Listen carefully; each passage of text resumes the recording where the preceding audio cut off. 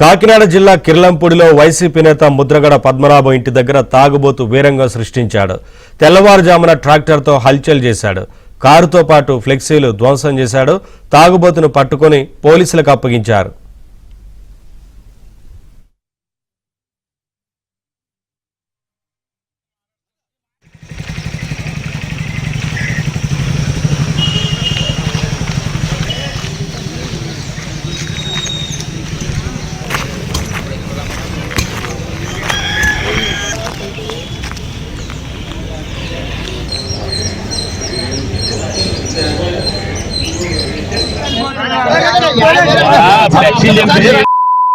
పంపించారు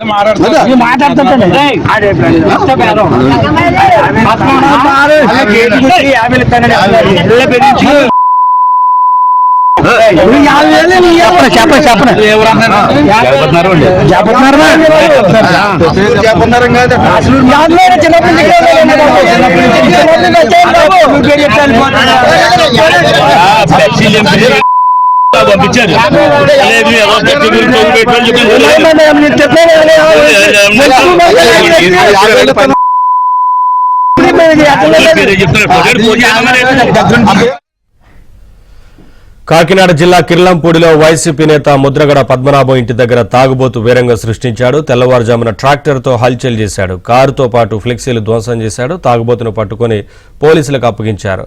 అప్డేట్స్ మా కరెస్పాండెంట్ అప్పారావు నాడు తెలుసుకుందాం.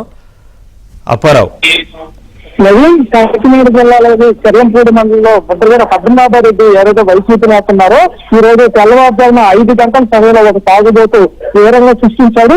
నేరుగా ట్రాక్టర్లు ఏదైతే పొలం దున్నే ట్రాక్టర్ ఉంటుందో దాన్ని తీసుకుని నేరుగా ఇంకే ప్రధాన గేట్లను ఢీకొట్టి లోపలికి వెళ్ళిపోయి ఏదైతే ముద్రగడ పద్మనాభం కారుకి పూర్తిగా వెనక వైపు ధ్వంసం చేశాడు. అదేవిధంగా ట్రాక్టర్ తో ఏదైతే ఇంటి లోపల ఉన్న వైసీపీ పార్టీకి సంబంధించిన చర్చలన్నింటి కూడా పూర్తిగా ఈడ్చుకుపోయాడు.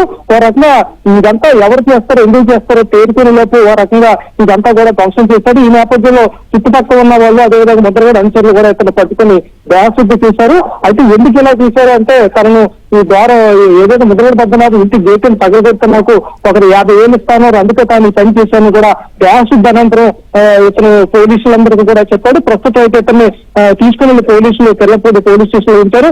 అయితే ముద్రగడ పద్మనాభం ఇంటి వారు తెల్లవారుజామున ఈ విధంగా ఒక ఆకపై ఈ విధంగా చేయడం ఏంటి, ఎవరు దీని అనుకున్నా కూడా దాంతో ప్రస్తుతం ముద్రగడ అనుచరులు ఆరా తీస్తున్నారు. అయితే ముద్రగడ అనుచరులు మాత్రం ఏదైతే ట్రాక్టర్ దాడి తీశాడో అతను జనసేన పార్టీ చెందిన కార్యకర్త అని చెప్తున్నారు. అది జనసేన నుంచి కూడా దీనిపై ఎలాంటి స్పందన లేదు. ప్రస్తుతం అయితే పోలీసులు అదుపులో తీసుకున్నారని చెప్పాలి. Naveen, thank you Apparao.